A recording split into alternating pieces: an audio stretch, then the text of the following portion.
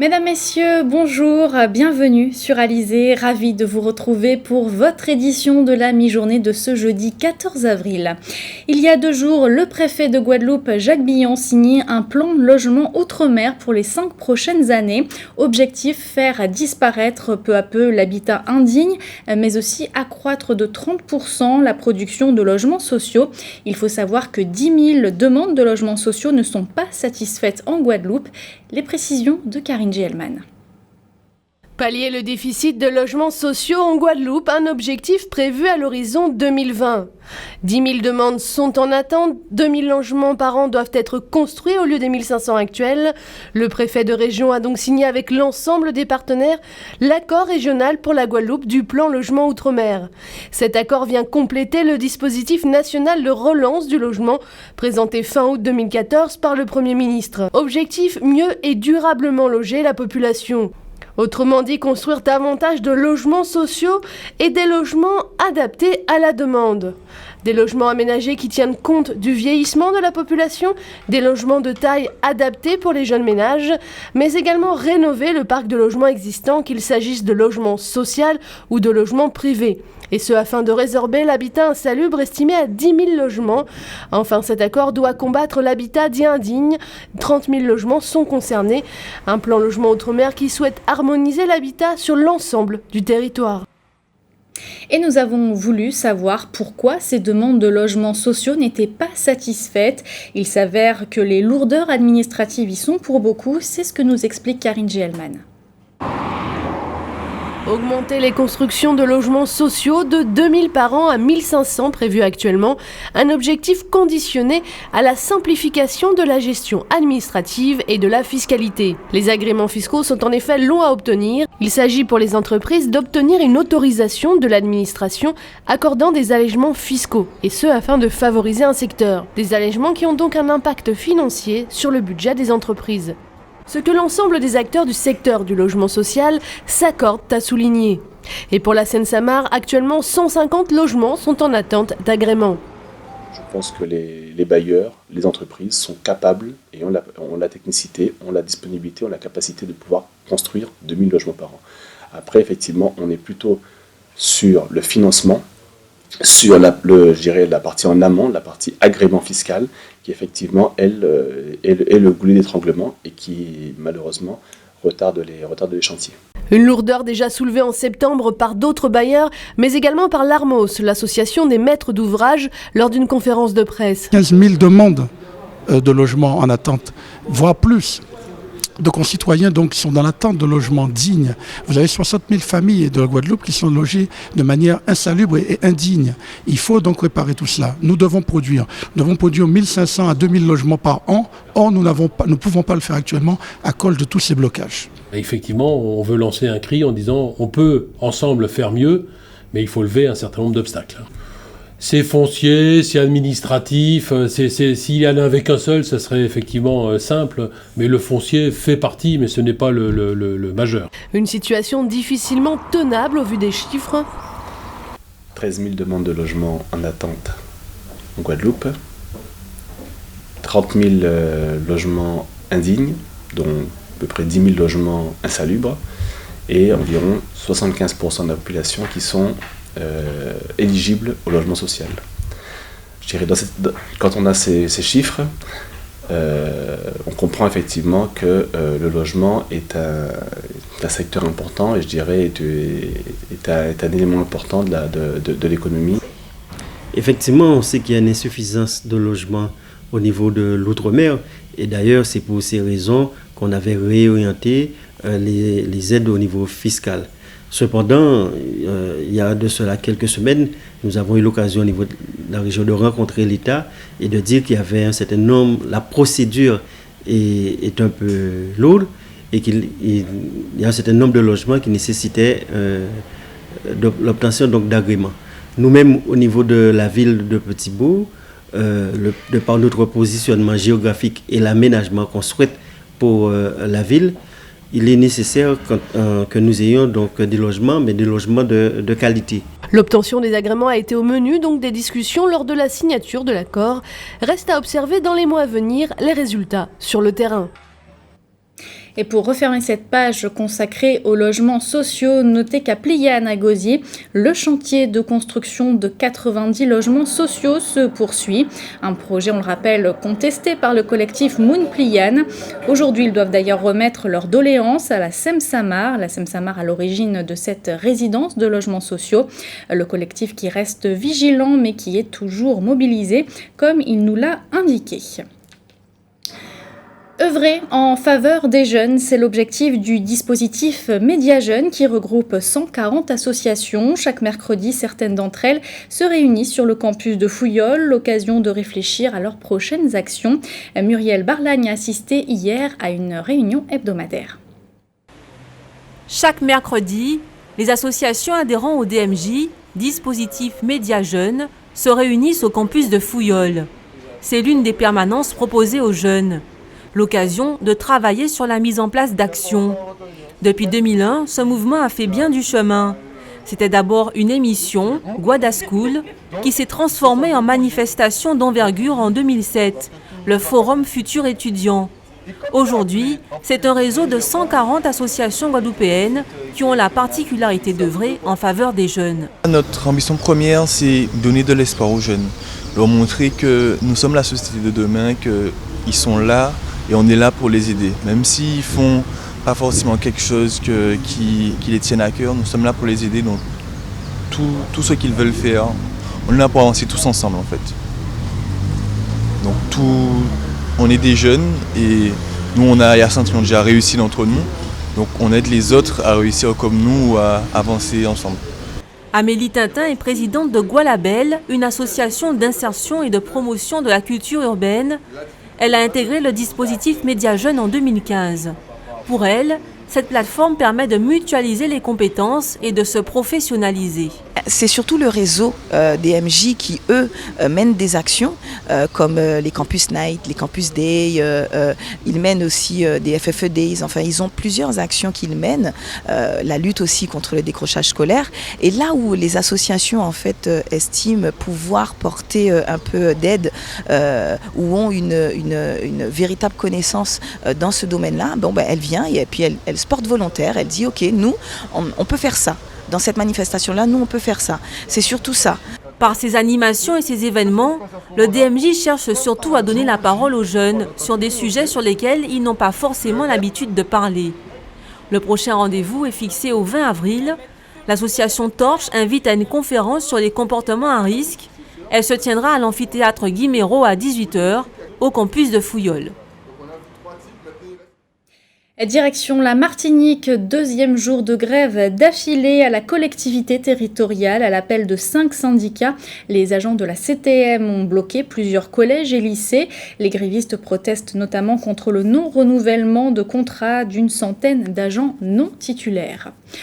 En Guyane, Gabriel Serville, le maire de Matoury, est de plus en plus esseulé. Hier soir, sur les 33 conseillers municipaux, ils ne sont que 10 à avoir voté le compte administratif 2015 et le budget primitif 2016.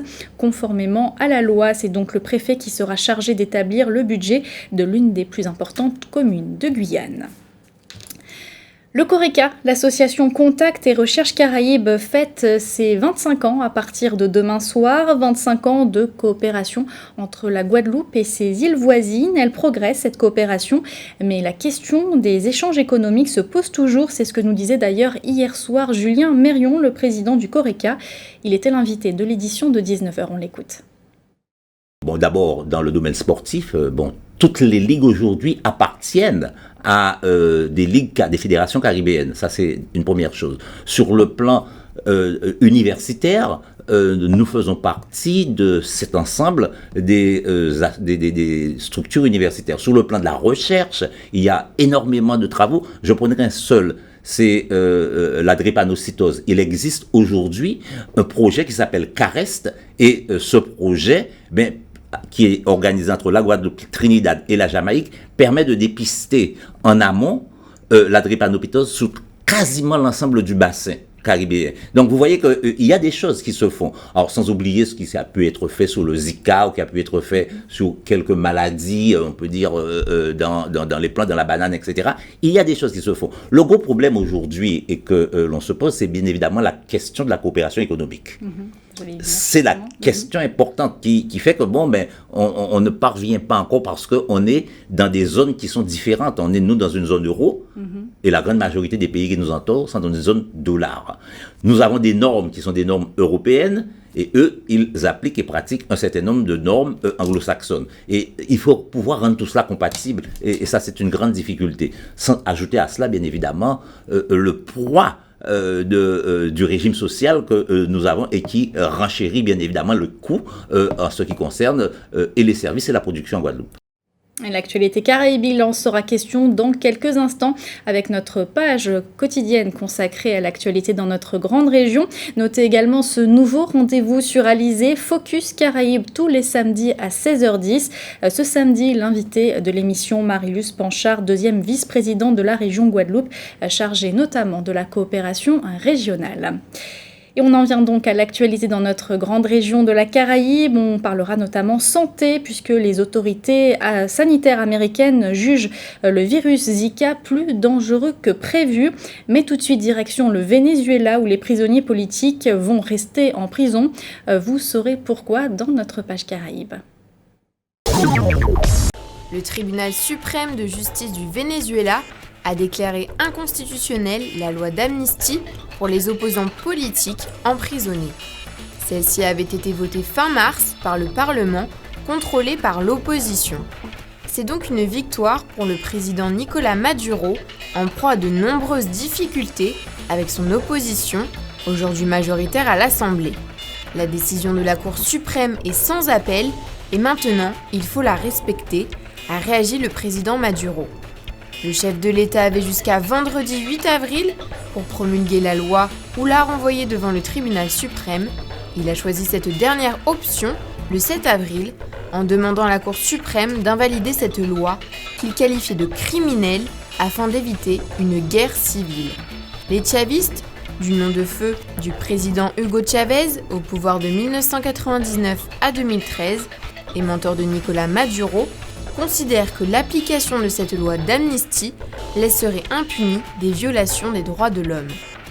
À défaut de la loi d'amnistie, en faveur de laquelle s'étaient prononcés les États-Unis et l'Organisation des États américains, l'OEA, Nicolás Maduro doit installer une commission de la vérité censée assurer la reconnaissance des victimes et la non-répétition de coups d'État. La vigilance est accrue aux États-Unis vis-à-vis du virus Zika qui a commencé à s'étendre en Amérique du Sud jusqu'en Asie.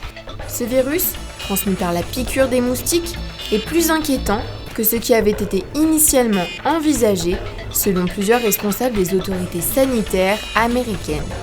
En conséquence, ils réclament que le gouvernement américain débloque de nouveaux fonds pour la recherche d'un vaccin et d'antiviraux contre cette épidémie.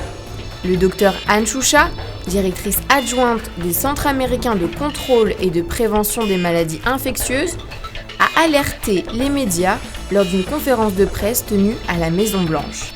Elle informe apprendre chaque jour de ce virus et que chaque jour est plus inquiétant que le précédent. Le docteur Choucha demande une rallonge budgétaire de 1,9 milliard de dollars pour poursuivre les recherches pour la mise en place d'un vaccin. Porto Rico serait l'île caribéenne la plus touchée. Dans une situation économique très difficile, l'île pourrait compter des centaines de milliers de personnes contaminées par le virus d'ici la fin de l'année, selon les autorités sanitaires américaines. La police nationale a déclaré la mort de 2 enfants âgés de 6 et 7 ans au cours d'événements distincts dans la municipalité de Mao, province de Malverde. L'un des enfants, Julio José Pérez Valerio, âgé de 6 ans, est mort étouffé par un morceau de pizza au cours d'un anniversaire. Il est mort au moment où il devait recevoir des soins médicaux à la clinique, où il a été emmené par sa famille. Quant à Efrain Martinez, un petit de 7 ans, il est mort noyé en se baignant dans un canal d'irrigation. Ses parents ont signalé sa disparition à la police, qui ont découvert son corps. Une analyse est en cours pour mieux comprendre les circonstances du décès. Mais les autorités rappellent aux parents toute l'importance de surveiller leur enfant, quel que soit l'endroit où il se trouve. Et on va parler de sport avec notre point quotidien sur la position des skippers en course pour la Transat AG2R. Cercle Vert est toujours en tête. Nos 3 équipages guadeloupéens se suivent. Les Saintes est 9e à 175 000 du leader. Marie-Galante est 10e et Guadeloupe est 11e. Un mot de football maintenant avec la Gauloise de Basse-Terre, premier finaliste du trophée Margaillard. Les Basse-Terriens ont éliminé hier soir en demi-finale retour l'Étoile de Morne-à-l'Eau sur le score de 1-0. En finale, la Gauloise sera opposée soit au CSM, soit au Sirocco. La date du match entre ces 2 clubs n'a pas encore été dévoilée. On va changer complètement d'univers maintenant. C'est un rendez-vous désormais bien inscrit dans l'agenda guadeloupéen. La 13e édition du Terra Festival débute demain. Terra Festival, c'est le festival du film de l'environnement et du développement durable. Pendant une semaine, des tables rondes, des diffusions de documentaires vont se succéder, mais pas que. Pour en parler en détail, nous recevons ce midi Martine Sornet, présidente de l'association Terra Festival. Bonjour. Bonjour. Alors, première question toute simple. Quel est l'objectif recherché de ce festival ? Alors l'objectif, c'est une sensibilisation de tous les publics, du jeune public au grand public, aux problèmes d'environnement, mais pris dans le sens large, c'est-à-dire on va aussi bien parler de santé, de réchauffement climatique, de problèmes d'alimentation, d'obésité. Ça peut aller vraiment... On va parler de nucléaire cette année. On va parler aussi de la géothermie. Il se trouve qu'on va être dans l'actualité. Et donc, tout ça à travers la diffusion de films et surtout des débats.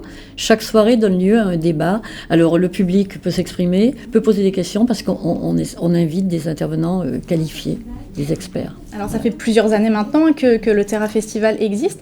Est-ce que vous avez l'impression que les Guadeloupéens sont malgré tout plus sensibles à l'environnement, au développement durable ? Je dirais nos signaux, parce que je ne peux pas dire pour les Guadeloupéens, nos signaux c'est plus de communes cette année ont demandé à avoir des projections, donc elles pensent que c'est un bon moyen pour toucher sa population.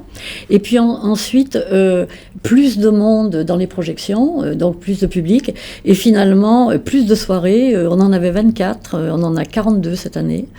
Donc on va de plus en plus loin en Guadeloupe, de façon à ce que les gens ne prennent pas la route le soir et qu'il y ait une proximité. Donc les structures comme les médiathèques, cinéma nous relèvent. Il y a 18 communes en tout qui vont accueillir ces projections. Oui, oui. Il y a des longs métrages, il y a des courts métrages. Comment s'est effectué le choix justement? Alors le choix, on reçoit des films, mais on en cherche parce qu'il y a des sujets, il y a des thématiques dont on voudrait débattre. Donc certains on les reçoit, puis d'autres, puis bien sûr on suit l'actualité, on voit ce qui sort, ce qui est important. On tient compte aussi du contexte. Par exemple, on voudrait encore parler des pesticides, mais il n'y a pas eu de production cette année. Mais il y a quand même un cache à vérification important sur les produits chimiques, sur l'impact sur la santé des enfants. Et puis on regarde l'actualité. Donc par exemple, il y a le film Demain qu'on va mettre en off parce que on en parle beaucoup. Voilà, on en parle beaucoup. Je pense qu'il faudra vraiment le voir. On a Les Saisons dont on parle parce c'est le dernier film de Jacques Perrin qui nous a fait Océan, qui a fait Microcosmos, des films qui ont marqué.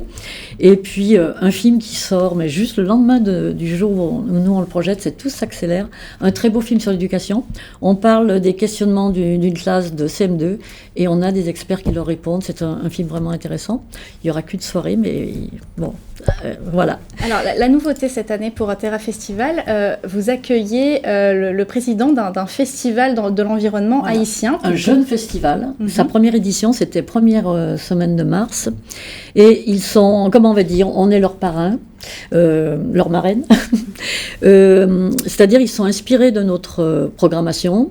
Ils nous ont demandé les contacts, donc on les a mis en contact avec les réalisateurs, les producteurs, parce qu'il faut des autorisations. Et ils ont fait une semaine de projection avec un gros travail vers les enfants, vers les scolaires. Et alors ce jeune homme qu'on invite pour le représenter, c'est donc le président de l'association Cinécolo Haïti. C'est vraiment un peu sur notre modèle qu'ils ont créé leur festival. Il est lui-même un militant écolo, Il s'est présenté aux dernières élections. C'est quelqu'un de jeune et investi et qui voit loin pour son pays. Et il est avec un groupe d'amis et c'est formidable ce qu'il fait. Donc je suis contente, il a accepté l'invitation et on va vous le présenter pendant le festival. Un mot sur le président de cette président, édition 2016. C'est quelqu'un qui est déjà connu, mais nous on cherche à mettre en avant des gens qui ont œuvré, qui œuvrent pour l'environnement, pour la Guadeloupe. C'est Gérard Berry. Pourquoi ce choix ? Pourquoi ce choix ? D'abord il nous fallait un homme parce qu'après Béatrice Ibéné, on voulait l'alternance. Hein. Et puis comment dire, même retraité du Conservatoire du Littoral, il reste un guide nature, il reste investi, il a toujours répondu présent à nos demandes d'intervention.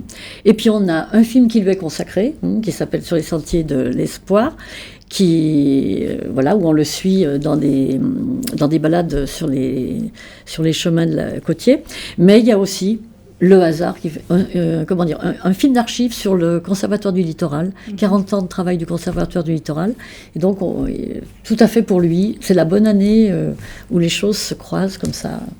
Voilà, le Terra Festival donc, qui démarre demain. On peut voir toute la programmation sur un site internet. Alors il est en lien sur le site internet terrafestival.org, sur le Facebook Terra Festival. On a distribué et mis beaucoup de programmes comme celui-ci dans les lieux de diffusion et dans les mairies. Et puis j'aimerais bien remercier nos partenaires financiers qui sont tous institutionnels, qui nous font confiance depuis des années, même si nous, le Terra, on est là que depuis l'édition 2009. Donc, c'est le parc qui a créé le festival avec la commune du Lamentin, la région Guadeloupe, le département Guadeloupe, la DAC, la DEAL, et puis la CNBT, où on est bien implanté, le Lamentin, des... oui. Merci Martine Sornet d'avoir accepté notre invitation ce midi. Je suis contente de connaître Alizé maintenant. Merci à vous. Je rappelle que vous êtes donc la présidente de l'association Terra Festival. Un mot sur vos coupures d'eau du jour. Sachez qu'à Gosier, une rupture de canalisation s'est produite tôt ce matin et cela a donc des conséquences sur la distribution de l'eau potable. Sont concernées les zones de Petit-Havre, Morne-Jacques, Fontaisan et Morne-Gaillard. Le retour à la normale est prévu en fin de soirée. Un mot sur vos conditions météo pour cet après-midi. Le beau temps devrait se maintenir sur l'ensemble de la Guadeloupe avec de belles éclaircies. Seule la région de Sainte-Rose-des-Haies devrait faire face cet après-midi à des averses. Les températures seront comprises entre 27 et 32 degrés. C'était le journal d'Alizé. Merci de l'avoir suivi. Une édition que vous pouvez bien sûr revoir sur notre site www.alizé.com. Dans quelques instants, l'actualité nationale et internationale avec le journal de TF1, suivi de Petits secrets entre voisins. Je vous retrouve ce soir à 19h pour toute l'actualité locale et régionale. Bon appétit et très bon après-midi sur Alizé.